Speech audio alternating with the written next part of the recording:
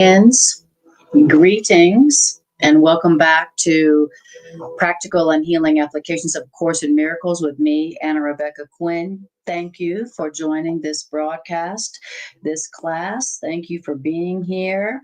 Hi, Cray ACIM lady. Love your name so much. Glad you're here. And as always, what we're going to be talking about in this class is A Course in Miracles and the practical and healing applications of A Course in Miracles. A Course in Miracles is a curriculum for the healing of our mind, the healing of our mind from fear and all the effects of fear. That's what A Course in Miracles is about. It is a mind healing curriculum for healing our mind from the false beliefs that we have learned in the past about ourselves and about reality that make us afraid, that make us feel alone, which is what leads us to be sick, body, mind, and spirit. So this is a healing curriculum whose purpose is the practical application of these healing ideas. That's what this curriculum is about. It's for healing our minds. And so all that you find in A Course in Miracles is one practical application after another. A Course in Miracles is going to tell you the truth about yourself, which is going to be the opposite of everything that you ever learned about yourself. Thank God. And then it's going to tell you how to apply those. Thank you, Cray ACIM lady. Thank you so much. Appreciate that. So that's what we're going to do. We're going to hear what A Course in Miracles has to say, and then we're going to hear how A Course in Miracles is teaching us how to use and apply these ideas in practical ways. Right? That's my purpose as A Course in Miracles facilitator. I want to help you learn how to read A Course in Miracles yourself. Some people feel that the text or the curriculum, A Course in Miracles, is very daunting to read. Some people perceive it as very dense and hard to understand, right? But I want to help you to understand what it's saying. When you finally see what A Course in Miracles is saying, you realize it's just common sense. It's just putting out there the obvious. The Course in Miracles says the second coming, that is the return of common sense to our minds. So everything in A Course in Miracles is just common sense. It's the obvious. It's the simple truth. A Course in Miracles teaches us that truth is simple. It's obvious. That's what the truth is. Truth is what is simple and obvious and easy to understand. But then why does the Course in Miracles seem so difficult to understand? Well, it's because the Course in Miracles says what we have done to our minds has made our minds so unnatural that when we hear the simple and obvious truth, we don't understand it. It doesn't seem to make sense, right? When we hear what is natural, when we hear what is true, we can't relate to it. We don't understand it because of what we've done to our mind has made our minds so unnatural that we don't recognize the simple truth anymore. The Course in Miracles says that simplicity is very difficult for twisted minds. We've twisted our minds with fear and guilt and shame. And so now we don't recognize the simple truths about ourselves, right? So thank you. And so we're just I want to help you hear what the Course in Miracles is saying. I want to help you also learn how to read it yourself. I want you to understand the terminology, the definitions of the terms that the Course in Miracles uses so that when you read it, you understand what the terms mean. Okay? That's right. Simplicity is the last lesson. That's the last thing we get. The last thing we ever get is the simple and obvious truth. That's right. Because we've twisted our minds into such complex messes that when we hear the simple, obvious truth, we don't recognize it, or we say that's difficult to understand, or we say that's complex, right? And so Course in Miracles uses the terminology that's familiar with the Western world, the Judeo-Christian terminology. And so it uses that terminology, but the definitions that the Course in Miracles gives for these terms is the exact opposite of what we've learned. So I want to help you to hear what A Course in Miracles is saying, understand the terminology so that it's easier and more pleasurable for you to read it yourself, so that you don't so that ultimately you're set free from the need for a Course in Miracles teacher. The Course in Miracles tells us that the goal of a good teacher, a wise teacher, is to teach their students so much of what they know that the students no longer need the teacher anymore. So that's my goal. I want to be a good teacher. I want to give you so much of what I know about what A Course in Miracles is saying and what are the miracles that it produces, that you no longer need a Course in Miracles teacher. Okay, you don't really need a Course in Miracles teacher. You literally could, get everything from that. The Course in Miracles is completely decentralized. It's truly decentralized. There's no central teacher. The Course in Miracles is truly democratic. It's completely decentralized. So, all right. Hi, Naya. Lovely to see you. Hi, beautiful soul yourself. Hi, Jean. I'm so glad, Jean, that we finally have found a way to connect through class. It's so great. I'm so happy to see you. All right. So where we're going to be today in the Course in Miracles, I did the random number generator prayer, and then I pulled out the random, and then I put the 3 books of the course in, and it pulled up the teacher's manual, and then I put in 29 sections for the teacher's manual, and it picked up 20, and it pulled up 27. And the title is a question. Everything in the teacher's manual is a question, and the question is that it's going to answer for us is, what is death? What is death? What is that?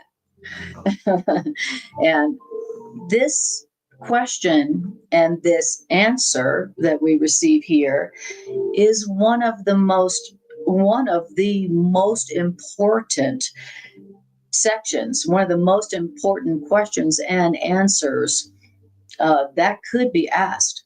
Because as you'll see, what it says about death is that death is the central lie from which all suffering and all pain comes, right? And so we are going to be hearing about the truth about death, which is so that we can accept the truth, so that we can allow the belief in death to be corrected. And if the belief in death is the center, from the central lie from which all suffering, pain, and lack and loss comes, well, then that means that when you accept the correction for the lie called death, then all the problems and the suffering that comes from that belief, they disappear, they vanish with the belief itself. So we're going to be hearing about the central lie from which all suffering comes. We're going to hear the truth about it, so that that lie can be corrected in our minds, and that all the symptoms, all the suffering that comes from that lie can go with the correction of this false belief. Okay. Now, does that sound practical? It sounds slightly practical. All right, guys. Now, if you wouldn't mind already, you guys who are watching, if you wouldn't mind hitting like, share, subscribe, or share this on your Facebook feed, so that the algorithm puts it out to more folks. That would be great. Thank you for doing that. All right. This is definitely a thought. This is definitely a class that we want all the world to hear, so that all the world can be freed from this lie called death, that is the center, that is the source of all of our suffering. Speaking about death, you'll hear psychologists for many, many years, you'll hear them say that that fear of death is all humans' existential core fear. So that all humans existentially at their core fear death, and that fear of death shows up as problems, it shows up as suffering, it shows up as neuroses, it shows up as psychosis, it shows up as problems, as suffering in our life. And so, and then you know it says in here, and it talks in here in this section about how it's impossible to truly love life and enjoy life while you believe death is real. How can you fully enjoy life while you've got this fear of death that could happen at any time, at any place, for you or someone else? And how can you truly, freely love someone while you believe that they could die? How can you truly, freely, fully love when you believe that that person or yourself can die? What we hear in here is that it's telling you you can't really. If you believe in death, you can't fully enjoy your life, because as long as you believe in death, then there is a dark shadow, there's a dark cloud hanging over your life, and there's a dark cloud and a dark shadow hanging over your love, whom you love, right?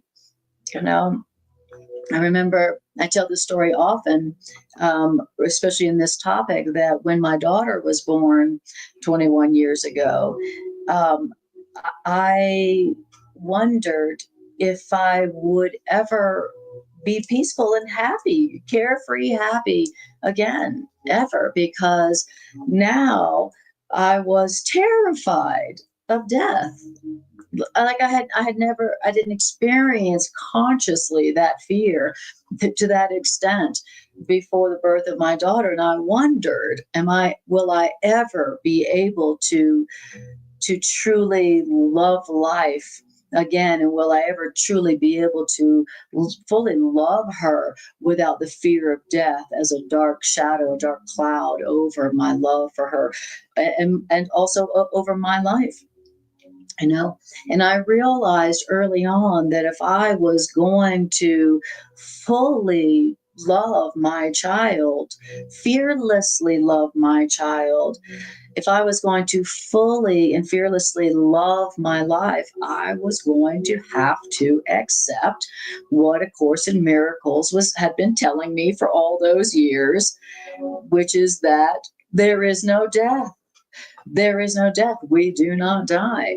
And I was like, okay, if I am going to be able to fearlessly love my child and fearlessly love my life, fully love my life without that dark cloud over it, I'm going to have to accept the truth about death.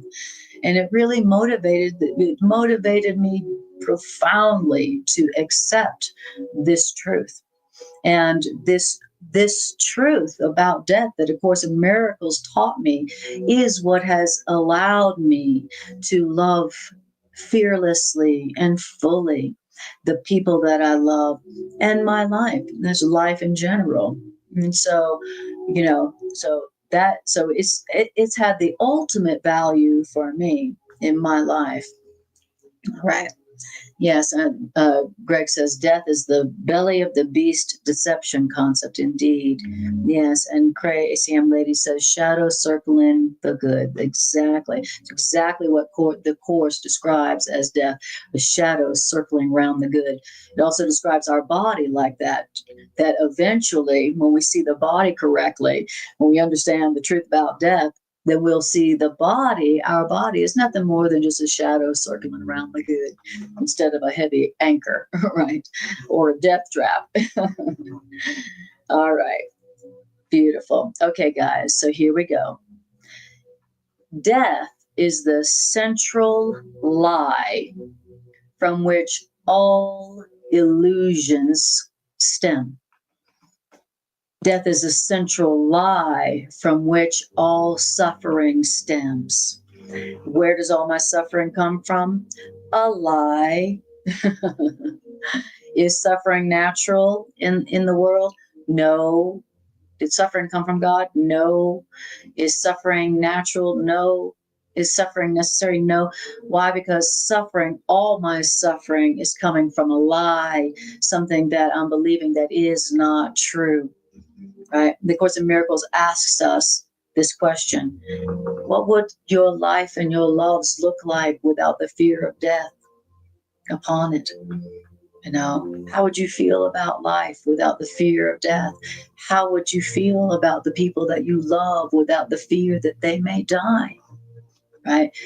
What would the Course in Miracles says that death is a dark, a dark shroud that we shroud the people we love with. We shroud our life with. It's a dark shroud that we throw over the world, our life and our loves, you know, so that we can't fully enjoy them and fully love them, fearlessly love them, fearlessly love our lives.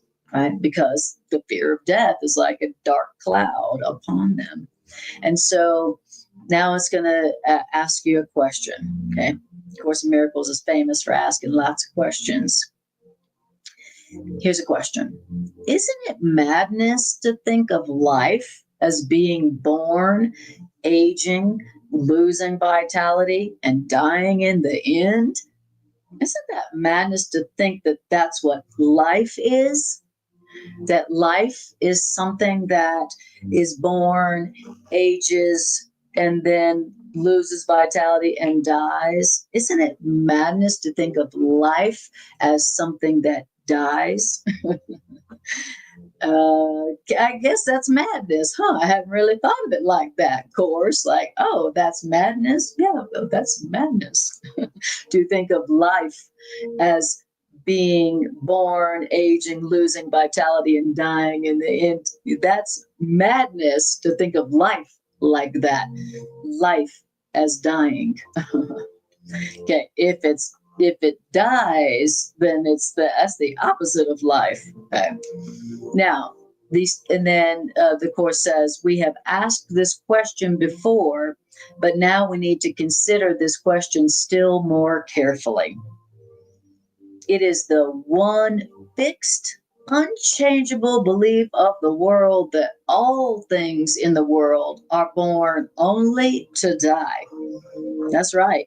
What do we say about the world? We say the only thing that's true here, the only thing that's constant here is death and taxes, right? That's what we say about the world, you know, and he's saying that it's the one fixed, unchangeable belief of the world that all things in the world are born only to die. So it's a belief we don't question here. We don't question that belief here. That's right. And that's because the belief that all things in the world are born only to die, that is regarded as, quote, the way of nature, not to be raised to question, but to be accepted as the so-called natural law of life. That's right. That's what we are taught to believe. You know, we're taught that death is what? The way of nature. Death is natural, and you better not question death. Death is natural. You're not supposed to raise that the idea of death to question. You're just supposed to accept death as the so-called natural law of life. That's right. That is what we have learned about death here. It's the one thing that's certain, tried, and true, and it's madness to question that. You better not raise that to question. That's natural law of life. Is that everything born in the world, it will die. Now, the cyclical, the changing and unsure, the undependable and the unsteady, waxing and waning in a certain way upon a certain death, where it's certain that whatever's born is also going to die, all this is taken as the will of God. And no one asks if a loving creator could will that, could will death. That's right. That's the way it is here. We're taught that death is the natural way of life. It's crazy to question it, and and and nobody asks if a loving creator could will that death be the certain lot of everyone and everything. Okay. No one asks that here. Now, you say God is loving, but why would God create it such that God's creations live a little while, lose vitality, and then die? Right? Nobody asks that question here. That's right. Nobody asks if a loving creator could will the death of everyone and everything.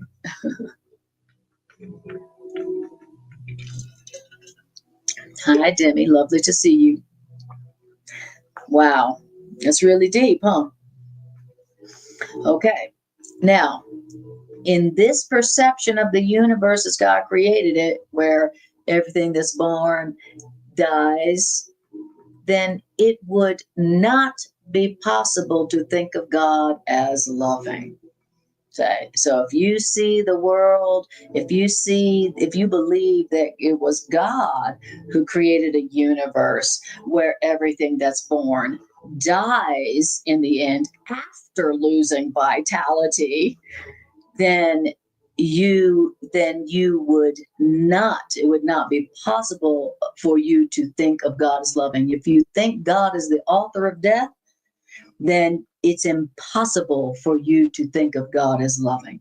You can't do both. You can't think that this was God's will, that everything that's born is born, loses vitality, and then dies in the end. If you think that was God's plan for all of creation, then you can't. It's impossible for you to think of God as loving. You can't think God's the author of the death that everything must do, and still think of God as loving. So if you believe that God is the author of death and you believe death is real, you cannot think of God as loving. You may say, "Oh, God is love," but you can't believe it. Not really. Because whatever creator has decreed that all things pass away, ending in dust and disappointment and despair, that kind of creator can only be feared. So any creator that had the idea of everything, that has decreed that all things pass away, ending in dust, disappointment, and despair, that creator can only be feared. Now, you may call that fear love, and that's what we do. What do we hear in many of our religions? That, that what God wants is for you to fear God. To be God fearing is the way you love God. That's what we've learned. That's the way that we've reasoned that one out, right? Oh, God is fearful, and to love God is to fear God. That God is the author of death, and so God is fearful, and so to fear God is to love God. That doesn't make any damn sense, but that is what we've all learned. The Course is the one saying that's madness. Everything that we've learned about God and how God has decreed that everything pass away, ending in dust, ending in disappointment and despair, um, is that creator is fearful. Now, here's what else we've learned about God. That is not true. Okay. Here's what else we've learned about God, making it impossible for us to really actually see God as loving. And you think about what you learned about God. Did any of you learn that God is only loving and nothing else? No, we all learned that God is jealous, that God is possessive, that God is very sensitive, that God is demanding, that God is commanding, that God is punishing, and most of all that God is the author of death, that God decreed that all things pass away, ending in dust, disappointment, and despair. And any creator that has decreed that is a creator that can only be feared, whether you call that fear love or not, right? It's really just fear. You can't love someone who you perceive and believe has decreed that you and your loved ones must die, must pass away, must end in dust and disappointment and despair. That is not loving. That is not the natural way of life. And thank you, God, that was not God's idea. And so it's not true. So all that we learned about God and all that we learned about the natural way of life, it's just natural that everything that's born, that, passes away, ending in dust, disappointment, and despair. That's just natural. That's just the way God decreed it to be. That's all a lie. It was never true. And you can see how that's going, what could be more depressing than that? You know, what could be more depressing and terrifying than to believe that not only is death the natural way of life and everything here, everything that lives must pass away, ending in dust, disappointment, and despair. How can you believe that? How that's the most depressing thing that you could believe. How can you truly be fully happy and fully, fearlessly love and enjoy your life and love others while you believe that? How could you not fear God if you believe God is the author of death? You can see how the belief in death is the central lie from which all suffering comes. Because if you believe that, you're going to be afraid and you're going to be depressed and you're going to experience despair. That's just, death is a depressing idea, you know. And then, of course, the ego, through the great inversion, the ego's like, oh, well, that is love, and that death is life. And the belief and that you're supposed to love the creator who is the author of death, right? That's love, to decree that all things that live must die. That's loving. Okay. The ego is responsible for the great inversion where death is life and love is fear. I know. So, okay. Here's what else we learned about God. That's a lie. That's not true. What we learned is that God holds our little life in God's hand, but by a thread, ready to break it off without regret or care. perhaps today. That's what we've learned about God. God's holding our life, but by a tiny little thread, and He's ready to break that thread off without regret or care, because it's just little old you. He don't care about you, and that God is ready to do that, and maybe perhaps today. That's what we've learned about God. Isn't that sad? No wonder we're all so neurotic. No wonder we're all so existentially afraid, right? We think we're afraid of fill in the blank, what's going on in our lives and in our world, but that's not what you're really afraid of. That's not what you're really afraid of. You're afraid because you believe that you can die and you believe that those you love can die. That's why you're afraid. You believe that you could die and that your little life could be cut off like this by God, maybe today, without regret or care, and that could also happen to those you love. That's why we are existentially afraid, right? Demi says, could someone list the physical mailing address of the Miracle Center? Sure. Maybe I can send that to you. If nobody else puts that in there, I can tell you that, or I'll just tell you that right now, Demi. 1939 South Monroe Street, Denver, Colorado, 80210. Okay. Beautiful. Hi, Rebecca. Lovely to see you. Wonderful to see you. Yes, God is only love. Okay. And God is not the author of death. And because God is not the author of death, then death is not real. Now, if that ain't the best news that you could hear, I don't know what is.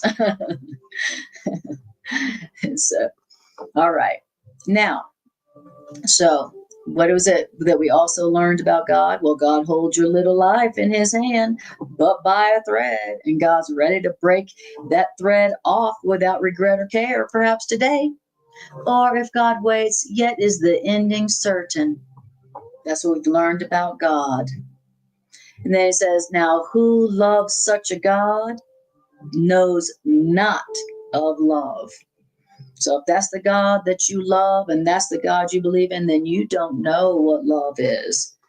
If that's the God you love, you don't know what love is, because that ain't love.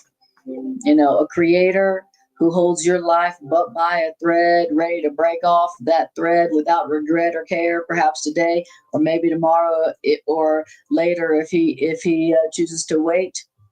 But either way, your ending is certain, and it's death. Okay. If you love such a God, you don't know love, because love don't have anything to do with that. Love don't have anything to do with death. Love is not the author of death. And so if you believe that death is real and you believe that God is the author of that, then you cannot know love. You don't know love, and you can't know love, because death and love don't go together. Love doesn't create something that dies. That's not what love does. And if you believe that God is the author of death, you cannot love God. You can only fear God. And if you think that God is the author of death, you cannot know what true love really is. If you believe love can die, you don't know real love. You don't know the truth about love. Isn't that deep? And if you believe death is real, you can't help but fear to love. If you believe that the love can die, if you believe that those you love can die, then you are not going to love, because you will be afraid. And love and fear are opposites, So when you're fearing, you are not loving, because love and fear are opposites. So you can't believe in death and know love. Wow. But I want to be able to love fully and fearlessly the people that I love. I want to be able to love myself and my life fully, and the only way to do that is to accept the truth that there is no death. God is not the author of death. And so, since God is not the author of death, death is not real, death is not true, and love does not die. All right. Now, right, who loves such a God like that knows not of love, because whoever loves such a God like that has denied that life and love is real. Now, death has become life's symbol. Now, your world and God's world is a battleground. What's a battleground? Where contradiction reigns. And it's a world where opposites make endless war. And that's because where there is death, peace is impossible. Where death is possible, where there is death, peace is impossible. That's exactly right. And so if you believe that God is the author of death, then you will experience the world as a battleground. Check. You'll experience, what's a battleground? It's a world where contradiction reigns. So what kind of contradiction? God is love, but yet God decreed that everyone must die in the end in disappointment and despair, right? That's a contradiction, right? God is love, but God created his children to die in disappointment and despair. Okay, that's a slight contradiction. So where the belief in death is, then the world is experienced as a battleground where contradiction reigns and where opposites, love and death, make endless war. In other words, where there is death, is peace impossible. Where there is death, is love impossible. Wow. It's just like I was telling you earlier about what I learned with when my daughter was born. I was like, I am not going to be able to fearlessly and fully love her or my life and believe that she can die. I'm not going to be able to do both. I'm going to have to make a decision, because if death is real and God's the author of that, then I cannot fully love my child or the people in my life, because I'm going to be afraid. And you can't love and fear at the same time. Wow. So I want to be able to love the people that I'm in relationship with. I want to be able to fully love my life. But I can't do that if I'm afraid all the time. I can't do that if I'm afraid that they're going to die or that I'm going to die. I can't be afraid and fully love at the same time. Where there is death, is peace and love impossible. Wow. Okay. All right. Beautiful. Let me put back on where we're at.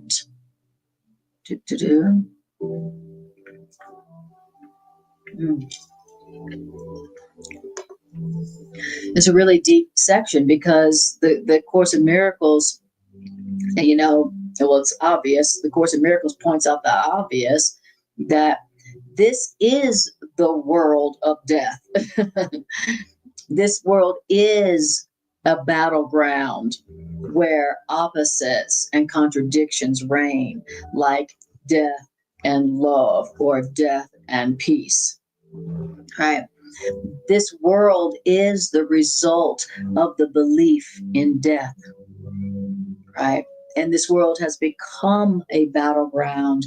This world is a battleground where we suffer It's a battleground where opposites make endless war upon each other, and suffering is the result because of our belief in death. When you believe in death, your world, your life, your relationships, your body becomes a battleground where contradictions make endless war upon each other. Deep. Okay. And so remember, the Course is asking us this question in the text. The Course is asking us, what would the world look like to you without the fear of death upon it? What would others look like to you without the fear of death upon them? And it's asking us to ask this question, and it's telling us that, there's a way of being here in the world where your existential fear of death isn't throwing a big, dark, rainy cloud on your world. There's a way of being here and knowing the truth such that you're not afraid. You're not afraid. What would there be to fear if there is no death? To say there is no death is to say there is no loss. No, that's what there is no death means. There is no loss. There is no loss. Now, if you knew there was no death and you knew there was no loss, because love doesn't die and love doesn't lose, then what would there be to fear? Right? So there is a way of being here in the world and experiencing the world as not a battleground where you're constantly afraid. And that is why I love A Course in Miracles, because it is helping me to experience my world not as a battleground. It's enabling me to experience my relationships as not a battleground. In our relationships, when you are afraid to love because you're afraid to lose, then you unconsciously sabotage those relationships. Because when you fear something, you are unconsciously sabotaging it. You are unconsciously pushing it away from you.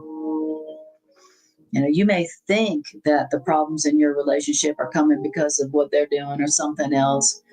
But if you're afraid of loss in your relationships, then you are going to be unconsciously pushing them away and sabotaging them because nobody likes being afraid. Who likes being afraid? Every time you're afraid, there's a part of you that's like, I don't want to feel this way. How do I not feel this way? How do I push this away from me? So this question, this belief that we have been taught is just natural, this belief that is a lie, but that we have come to believe is just the natural way of life, it has got to be corrected. We've got to question it, and we've got to allow it to be corrected so that we can stop experiencing our relationships in our world like a battleground, full of fear, where we are unconsciously pushing away those that were brought to us for love. Wow, so deep, such a deep topic.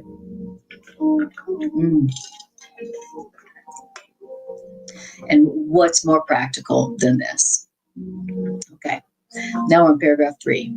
So death is basically the symbol of the fear of God. In the belief in death, God's love is blotted out. You can't experience God's love for you, and you definitely can't love God if you believe that God is the author of death and that death is real. So you're not going to experience God's love for you, and you're not going to be able to experience your love for God. Okay? which is that's the ultimate sacrifice. And it says that God's love is blotted out in the idea of death, because the idea of death holds God's love from awareness like a shield held to hide the sun.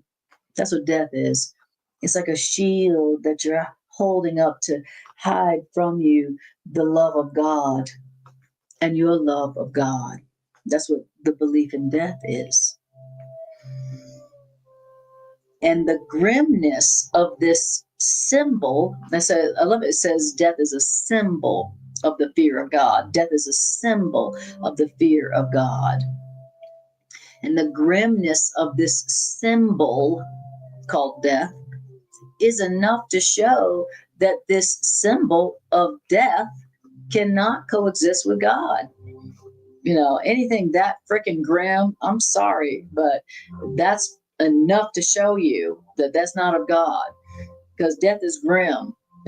Nobody would say death is joyous. Woohoo, yay, death, let's have a party. No, the belief in death is grim.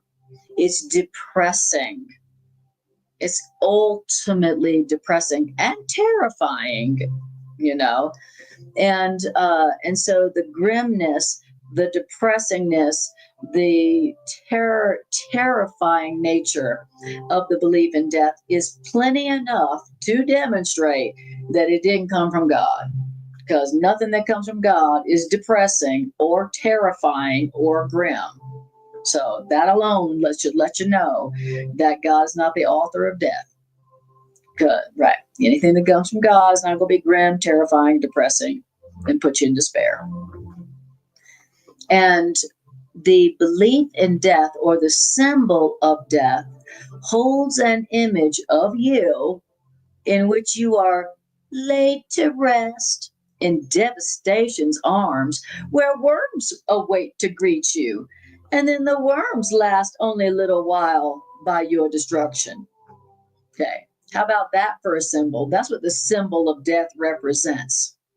The symbol of death represents a picture of you laid to rest in devastation's arms, where worms are waiting to greet you. And then even the worms only last a little while,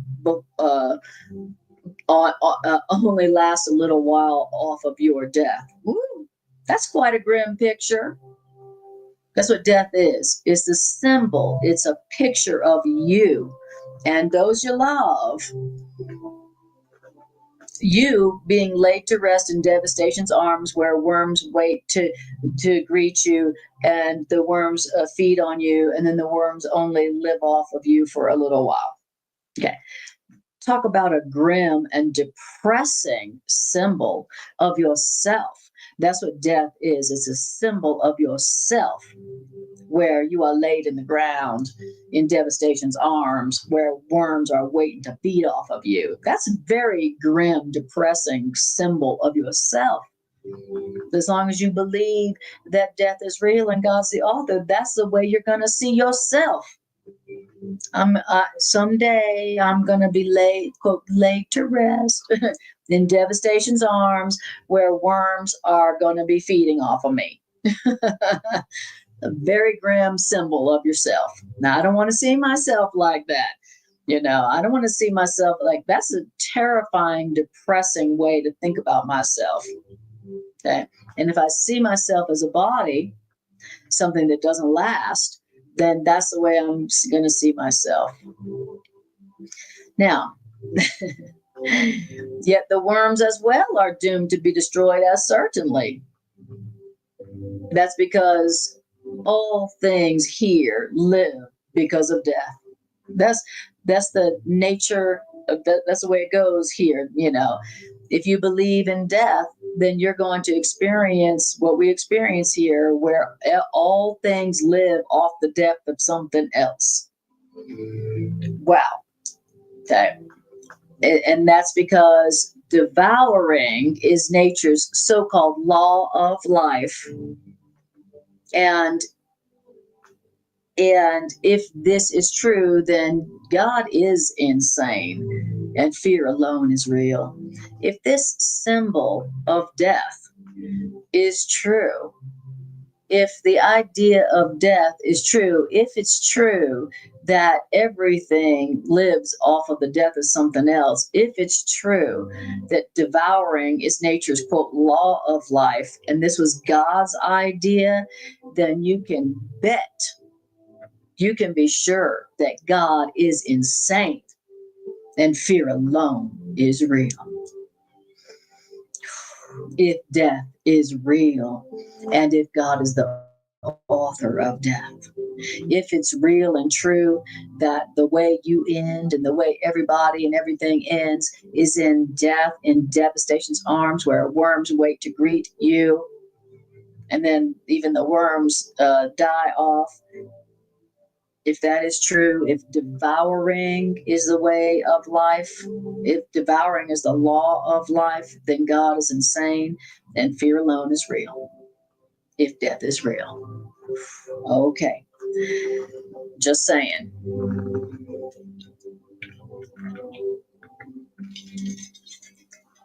All right. How you guys doing on this cheery topic? It really is the most cheerful topic, because what we're hearing here is the truth that would truly enable us to not fear love and to fully enjoy our life and our loves. And also, we're hearing what will enable us to stop blocking God's love for us, which is constant, which is unconditional all the time, meeting all of our needs, satisfying us to the fullest extent. We'll be able to take down that shield and experience that constant, wholly and completely satisfying love that is moving back and forth all the time between us and our Creator, and between us and each other. This is enabling us to remove the block, the shield that we're holding up to hold true love off from us. Wow. We're hearing the truth that will enable us to truly allow the cause of all of our fear and suffering to be corrected, such that we experience life not as a battleground where devouring is the so-called law of life, but where we experience the life and the world as heavenly. No fear. The real world is where you're not constantly afraid of death. The real world is the world you experience without the fear of death on clouding your mind and clouding your love. That's what the real world is. In the real world, everybody knows that there is no death. Duh. In the real world, everybody knows the truth, that we're not these bodies. We're spirits that are eternal, that don't die. And how fun and joyous and abundant must that world be? How fun and joyous and abundant, and how loving must that state of mind be? Where I'm not afraid to receive love, and I'm not afraid to feel love, because I know there is no end to love, because I know love doesn't die. That's what I'm going for.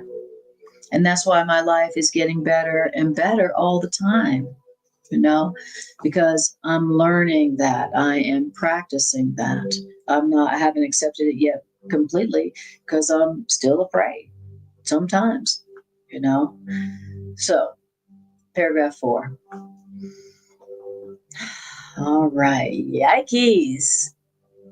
For real. Exactly. All right. Yeah, I know. Course in Miracles is deep. All right, paragraph 4. The curious belief that there is part of dying things that may go on apart from what will die, that doesn't proclaim a loving God, and it doesn't reestablish any grounds for trust. Just that, that religious idea that, oh, well, the soul goes on, that doesn't proclaim a loving God. What, you die, but some part of you goes on. No, that doesn't proclaim a loving God. Only no death proclaims a loving God, right? If death is real, God is not loving. If death is real, then when God professes love, God's lying, right? Because how could what's loving decree that all things die and that all things live off the death of something else? Come on. That is not a loving idea. But because of the great inversion and reversal that we've all learned, somehow we're like, oh, I guess what's loving could decree that all things die and that everything live off the death of something else. No, that's only by the great reversal and inversion can we believe what could never be true.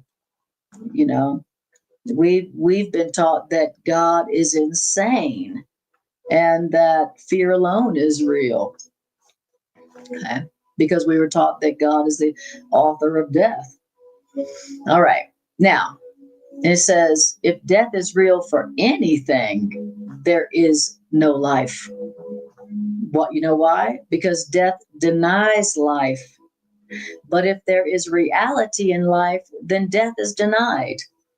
So they don't go together. Either one or the other is true, but not both together. Right? So if death is real for anything, there is no life. But if life is real, then there is no death. You see? So it can't be both, right? It's one or the other. There's no compromises. No compromise is possible in this, right? So if anything dies, that means life and love ain't real, okay? And God ain't loving. But if life and love is real, which means eternal, then that means there is no death and God is love. Right. That's reason. And there is no compromise that is possible in this. It can't be that some things that death is real and yet life is real and God is love. All right. So it says no compromise in this is possible because there is either a God of fear or there's a God of love. Now, the world attempts 1,000 compromises with this, then the world will attempt 1,000 more compromises in this. But not one of these compromises can be acceptable to us, love's teachers, because not one of these compromises between death and love could be acceptable to God. And that's because God did not make death. And you know why God didn't make death? Because God did not make fear. That's why. Both death and fear are equally meaningless to God. It's like, okay, that's the opposite of everything I've ever learned. Yep, that's right. And that's why there's reason to be hopeful because you never tried this, right? Maybe now you really can experience peace and joy because you've never even tried to believe that. All right. Both death and fear are meaningless to God. I love that line. God did not make death because God did not make fear. Both fear and death are meaningless to God.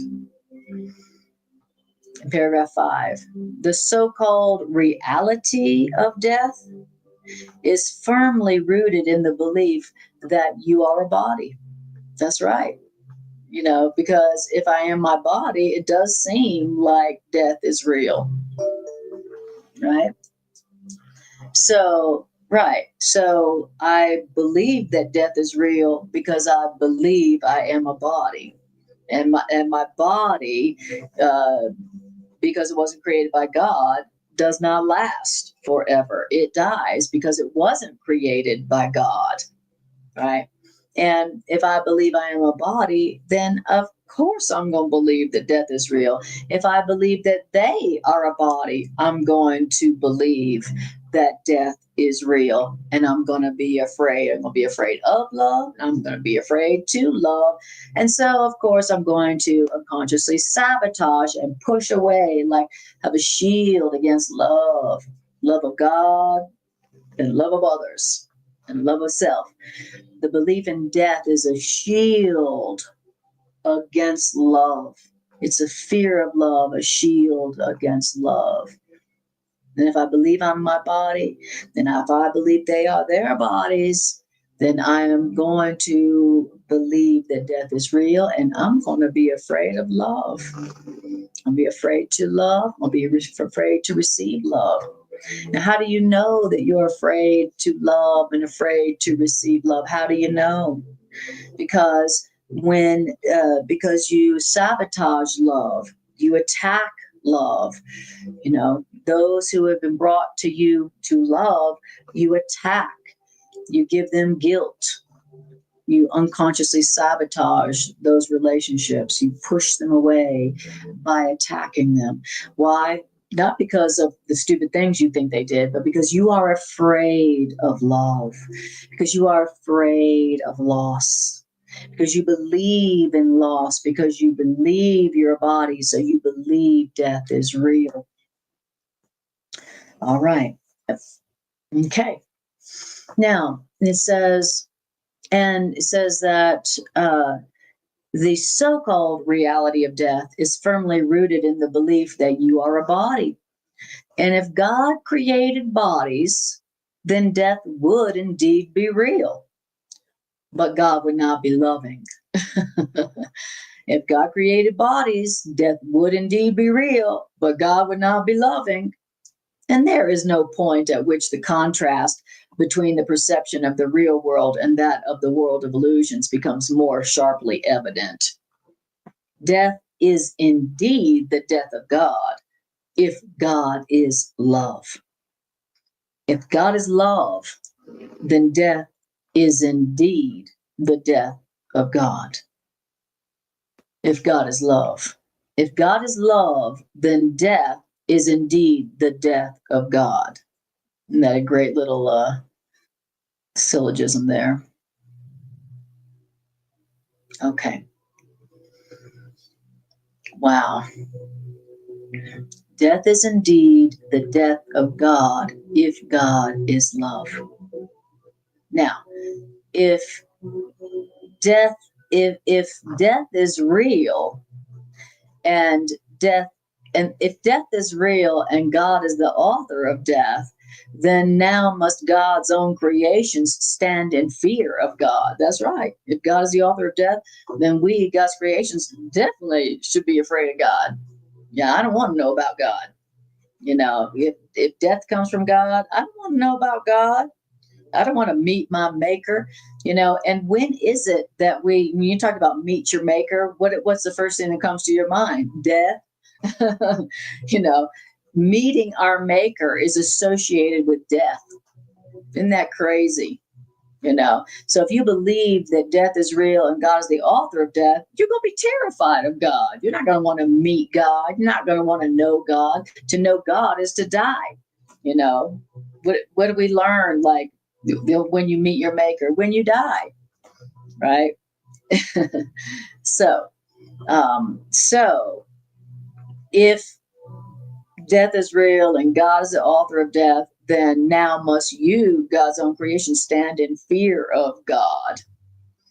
If God is the author of death and death is real, then God is not father, but destroyer. If death came from God, then God is not creator, but avenger. If God is the author of death, then terrible are God's thoughts and fearful is God's image. If God is the author of death and death is real. And if God is the author of death, then to look on God's creations is to die. Wow. That's really deep. All right, everybody take a breath. If you're still there, everybody okay? Really, really good news here.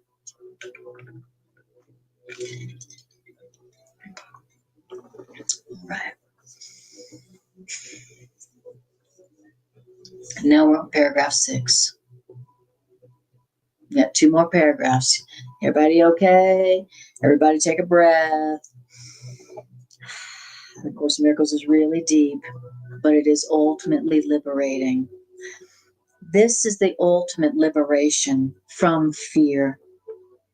This is the ultimate liberation from fear of lack, of fear of loss of love, fear of death. This idea is the ultimate liberation from all fear, from all fear, from all suffering. Because what we're hearing here is that this idea that death is real and God's the author of death, this is the fundamental source of fear. You know, this is our fear of love, right? This is how we're pushing love away from us so that we don't experience love because we're afraid of love. If death is real, then love should be feared. So this idea is ultimately liberating from fear. And so this idea that we're learning here is ultimately the idea that will enable us to experience life and love without fear. We can fully enjoy it and fully experience ourselves as complete. Don't have to worry about losing. Don't have to worry about losing love. Don't have to worry about losing anything because there is no death. When you know that you are fully in relationship with God and fully receiving all of God's love constantly and unconditionally, then what happens to your belief in lack? What happens to your belief that you can lose something? It's like, I don't have to worry about losing something or lacking something. I am connected to a constant, eternal source of everything. I don't have to worry about losing anything or being without anything because I am connected to the constant, eternal source of everything that loves me, right? But if I believe that God is the author of death and death is real, I'm not going to want to be connected to my creator. And so I'm not going to experience the connection that I have to constant love, constant support, constant abundance, constant life. I'm not going to experience the source of constant love and abundance and support in life that I am connected to. I'm not going to experience that because I'm going to be afraid of it because I believe that God is the source of death. Wow. Okay. Then here we go. Then it says, so here we are, paragraph 6. And now here's a quote. Here's a biblical quote. And the last to be overcome will be death. Of course, without the idea of death, there is no world. All dreams, all fears, all problems will end with this one lie called death. And this is the healing of the world's final goal. What is salvation's final goal? The end of all lies. And in death are all lies born. In death are all illusions born. So when the idea of death is gone, so do all illusions, so do all lies, so do all problems, so do all suffering go. When the idea of death has been corrected, then so ends all suffering, all lies. What can be born of death and still have life? But what is born of God and still can die? The inconsistencies, the compromises, and the rituals which the world fosters in its vain attempts to cling to death and yet to think that love is real, it's just mindless magic. It's ineffectual magic and it's completely meaningless magic. God is, and in God are all created things. They must be eternal. God is, and in God all created things must be eternal. Do you not see that otherwise God has an opposite, which means fear would be as real as love? Teacher of love, your one assignment could be stated thus: accept no compromise in which death plays a part. What does that mean? In death, that means don't believe in cruelty and don't let attack conceal the truth from you. What seems to die has just been misperceived and carried to illusion. And now it becomes your task, teachers of love, to let those lies about death be carried to the truth. Don't accept any belief in which death plays a part. Don't accept any compromise in which death is somehow real, just like as love. Don't accept any compromise in which death is real, but also so is love. Don't accept any compromise in which death plays a part. Don't accept any story, any interpretation where death is real and it comes from God. Don't accept any compromise like that. Your one assignment could be stated thus, teacher of love. Don't accept any interpretation or any belief that says death is real and it comes from God. As a matter of fact, now it's your task, teachers of love, to bring and to carry all your beliefs in death to the truth, to the truth, and be steadfast in this one thing and only this. Be steadfast, teachers of love, in only this one thing, which means don't be deceived by the so-called reality of any changing form, of any dying form. Don't be deceived by any dying form. It's like, I don't care what form of death that form is taking. I don't care what form of death that the idea of death is taking. Don't be deceived by it. Don't be deceived by any dying form, by the reality of any dying form. Okay. What's true is something that neither moves nor wavers nor sinks down to death and dissolution. If it's true, it don't die. Don't be deceived by the so-called reality of any dying or changing form, right? What's true doesn't move, it doesn't waver, and it doesn't sink down to death and dissolution. So don't be deceived by the so-called reality of any dying form, anything that dies. Right? If it dies, it ain't the truth. It ain't real. And it ain't you. And it didn't come from God.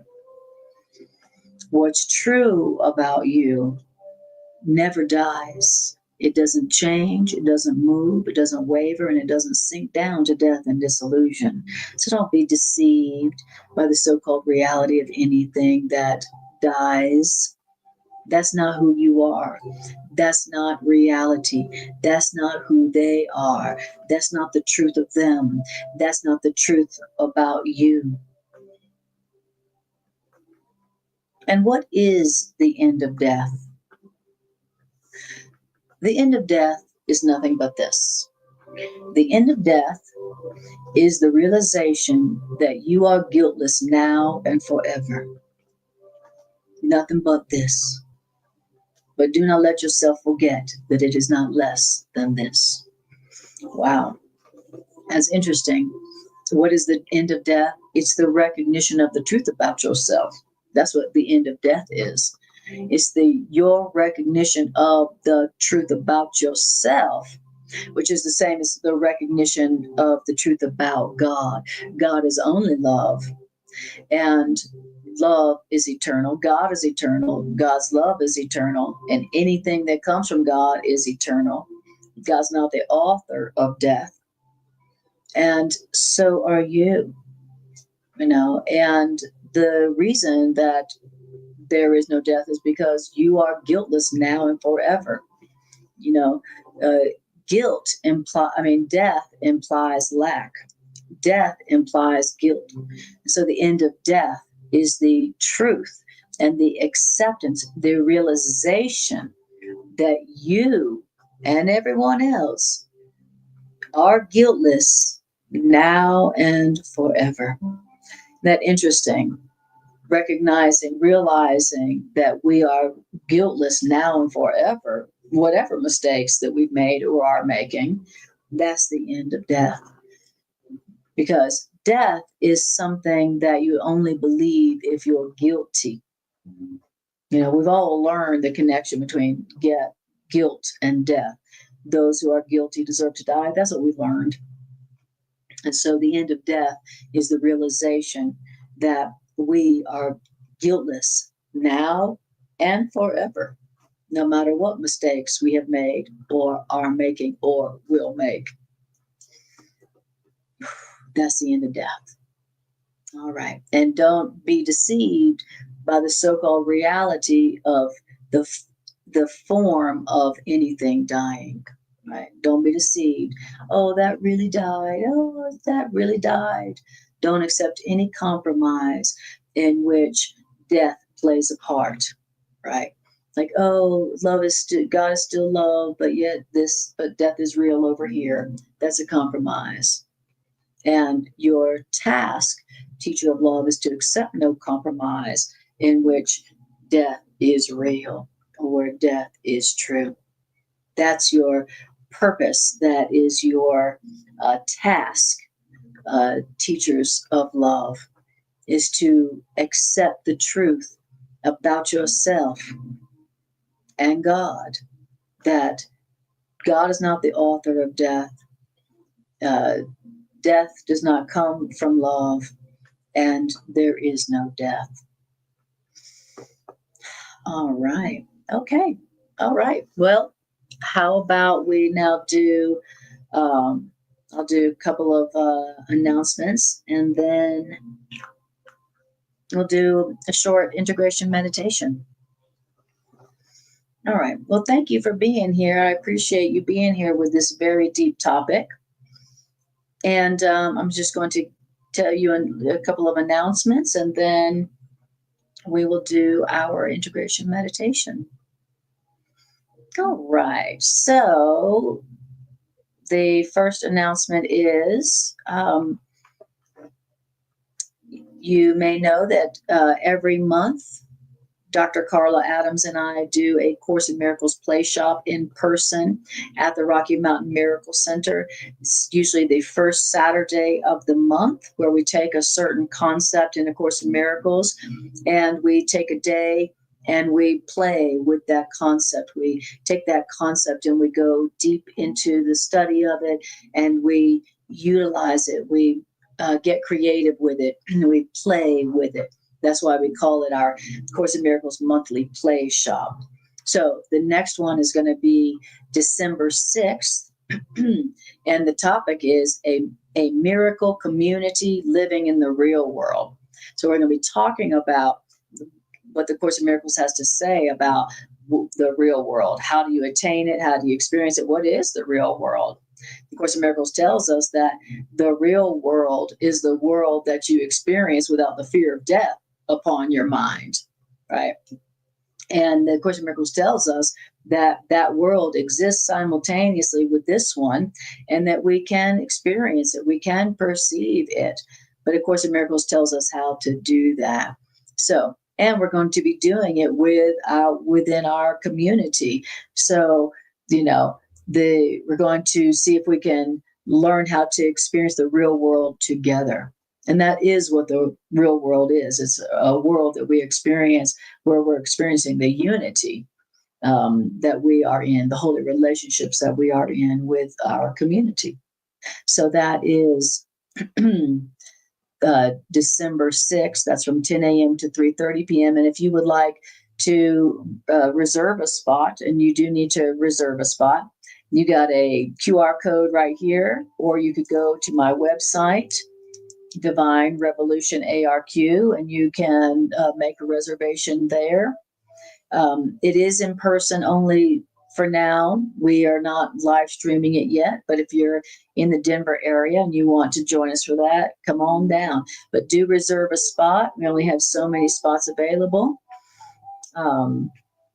Beautiful. Okay, so, and then also here's my website, divinerevolutionarq.com, and go check out my website.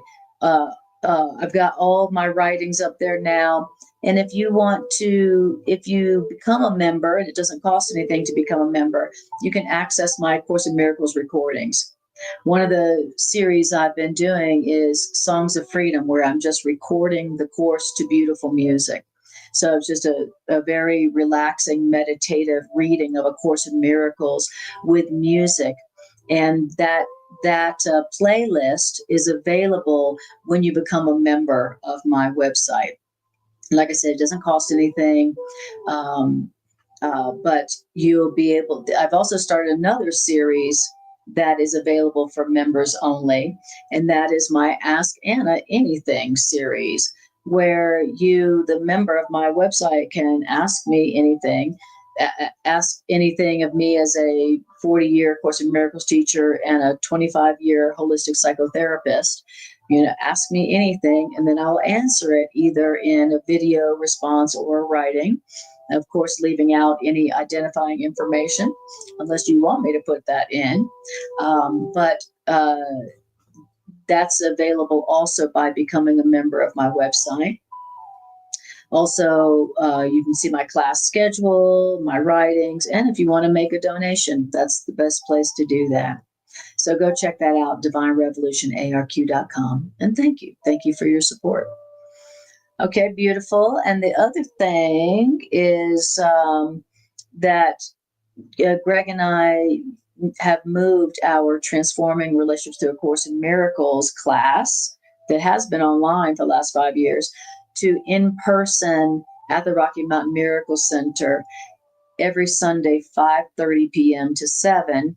And it will be online here on my Facebook page and on my YouTube channel as well. So just want to let you guys know about that. And I guess that's it. Okay. So now we're going to do, okay.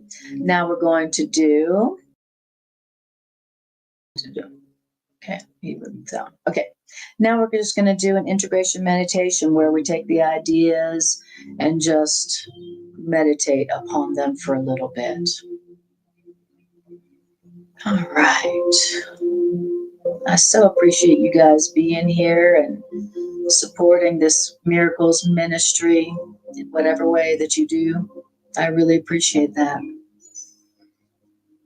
Okay. So if you are able to, I want you to close your eyes, take a breath,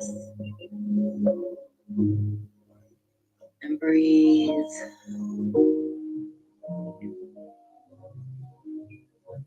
First, I just want you to tune your awareness inward and notice how you feel right now, having heard these ideas, these liberating,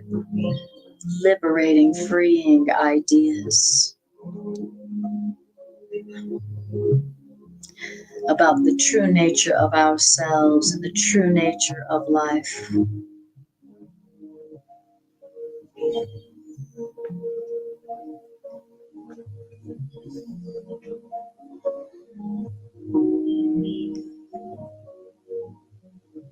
Beautiful.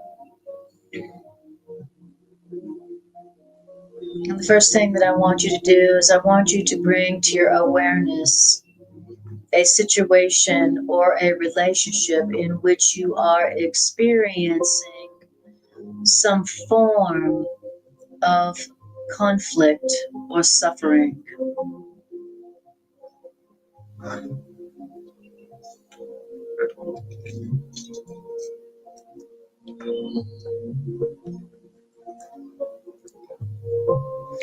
What situation or relationship right now are you not feeling the fullness of love, a complete satisfaction of love, loving, being loved, certainty of love?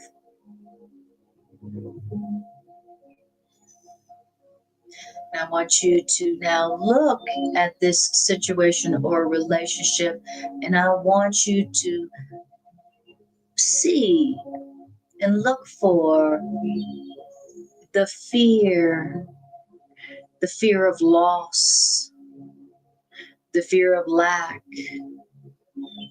the fear of abandonment that is there in that situation or relationship within you or within someone else. And notice that the fear in that relationship situation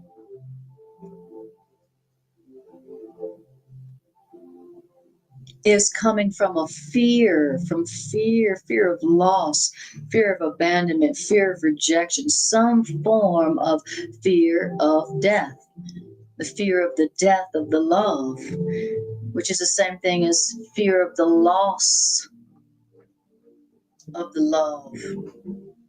I'm afraid that their actions mean that they don't love me anymore. I'm afraid that they may abandon me. I'm afraid I may lose that love. I'm afraid that this love, this connection could die. I'm afraid of loss of love here, or I'm afraid of loss of life here.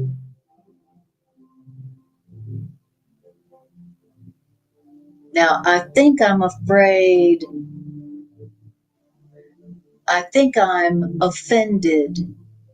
I think I'm upset for some other reason. But see if you can see through the surface traits of the upset to the deeper fear beneath what you think you're upset about, and see if you can see the fear of loss and the fear of death, even if it's just the fear of the death of the love or the connection that's really frightening you in this situation or relationship. I'm afraid I could lose love. I'm afraid I could lose this love. I'm afraid that this love could die. I'm afraid that this person could take their love from me. I'm afraid that I would abandon this love. I'm afraid that I have killed this love.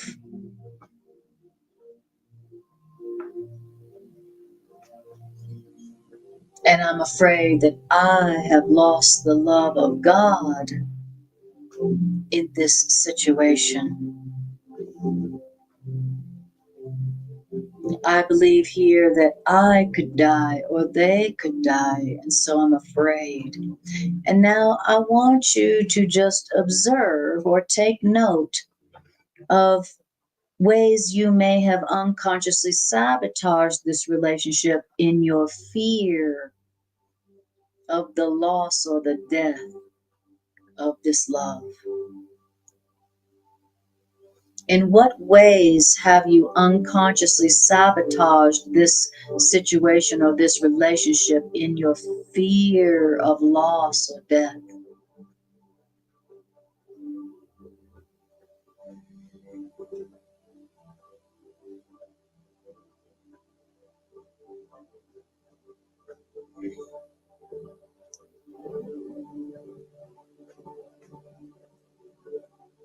Beautiful. Now, I want you to tell yourself the truth. Let us remember the truth. I want you to tell yourself there is no death.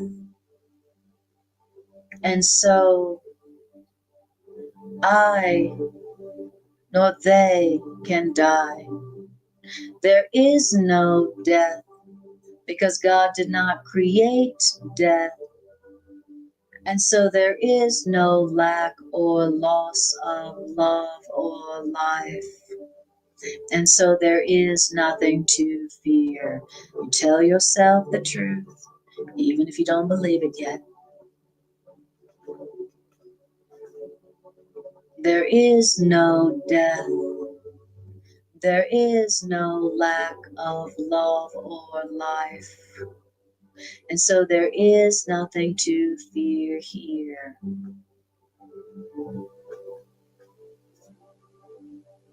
And breathe.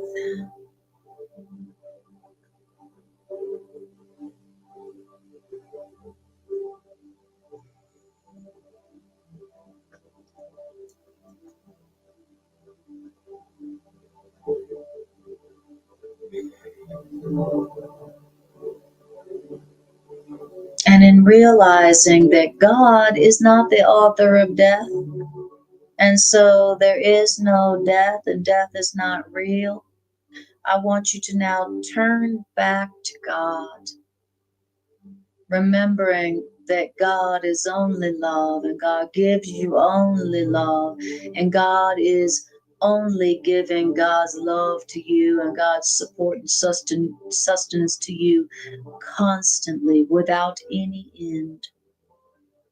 There is no need to fear God. And God's love is the source of all life and all sustenance and all supply and all support and all protection. God's love, which is eternal, is life. And that's why there is no death, and that's why there is no lack, and that's why there is no loss. Life is eternal. Love is eternal. Sustenance is eternal. Supply is eternal. Love is eternal. God's love for you is eternal. Your love for God is eternal. God's support and supply of you is eternal. And that's why there is no lack or loss. And I want you to tell yourself, all my fear of lack and loss and death was just a dream. It was just an illusion. It was just a belief I believed falsely. And that's why there is nothing to fear.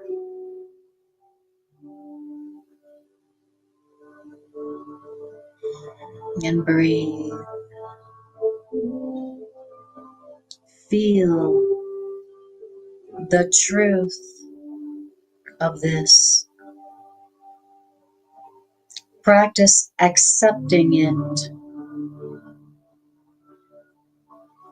Notice what it feels like to even practice believing this truth.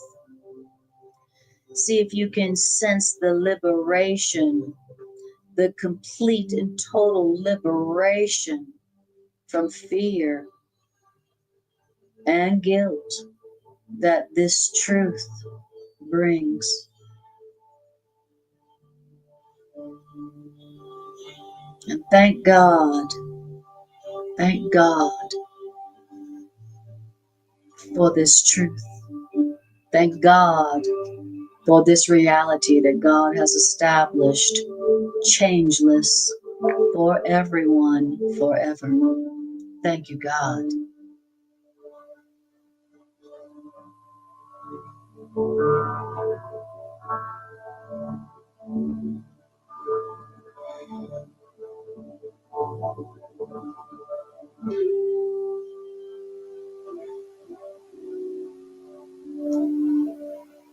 Beautiful. All right, you guys. Well, just take a deep breath and bring your awareness back to your body, back to wherever you're sitting or walking. Open your eyes. Thank you all for being here. I appreciate you all so much. And thank you for supporting this Miracles Ministry. Thank you for sharing this in whatever way you do. And on behalf of the world that is being saved by you, Teacher of Love, thank you. I appreciate you all so much. And I will see you next time I see you.